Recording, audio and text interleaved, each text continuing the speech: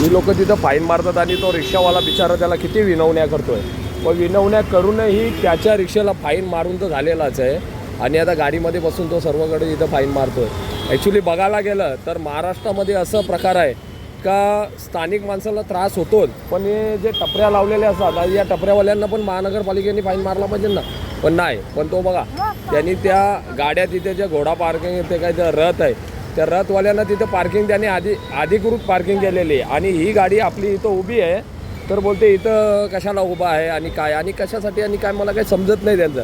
म्हणजे तुम्ही अधिकृत ह्या सर्व गोष्टींना तुम्ही हे करता आणि आमच्या या प्रायव्हेट गाड्या आहेत, अरे आम्ही टॅक्स भरतो इथे, टॅक्स भरून इथं आम्ही हे करतोय. ते जे रथवाले ते कसला टॅक्स भरतायत आणि तुम्ही त्यांना कशासाठी इथं उभे करताय. आता कितीतरी गाड्या इथं आणि कसे तरी हे स्टॉल आहे, मग या स्टॉलवरती ते कसं काय तुम्ही करू शकता आणि त्याला अधिकार दिला कोणी. महाराष्ट्र शासन गृह मंत्रालय असा निर्णय जारी केलेला आहे का त्या निर्णयामध्ये असं सांगितलेलं आहे का सिनियर PI आणि त्याच्या खालचे 4 API SI लेवलचा जो अधिकारी असतो त्याच्याकडे ई चलान मशीन असते, पण इथं ई चलान मशीन ही एका ट्रॉफिक हवालदाराच्याकडे आहे.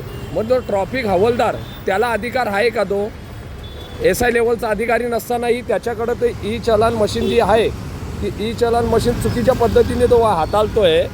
येणाऱ्या मोठ्या गाड्यांना तो पाठीमागून फोटो काढून आणि त्याचं त्या पद्धतीने तो तिथे त्या फाईन मारत आहेत.